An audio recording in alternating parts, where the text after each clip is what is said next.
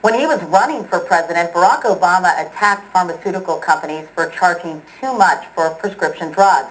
But now he's teamed up with those same companies to promote his health care plan.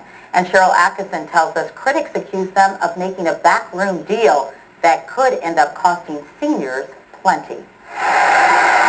While much of the health care debate has been carried out publicly, some very private negotiations have gone on too between the White House and the pharmaceutical industry.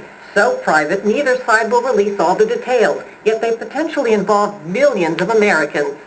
Sources say negotiations involving the White House and the pharmaceutical industry shifted to fast forward in mid-June. President Obama had just taken a serious hit on the escalating cost of his health care plan and needed a shot in the arm. Days later, he got it with the full backing of the pharmaceutical industry and its promise to save Americans $80 billion in health care costs.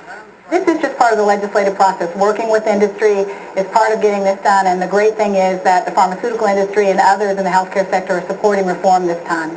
But what did the pharmaceutical industry get in return? Initial reports said the White House agreed not to seek price controls on drugs for seniors on Medicare and would not support importing cheaper drugs from Canada. Both the White House and the pharmaceutical industry now dispute that. But news of a backroom deal riled fellow Democrats, including the key committee chairman, Henry Waxman. We're not bound by that agreement. We weren't part of it. And we feel strongly that the drug companies shouldn't get off with a windfall at the expense of our seniors. Whatever the case, the pharmaceutical industry is now so firmly in the president's camp, it's developing plans to spend up to $150 million promoting it with TV ads like this. The president and Congress have a plan. And consumer watchdog Dr. Sidney Wolf says there's reason for the public to be skeptical.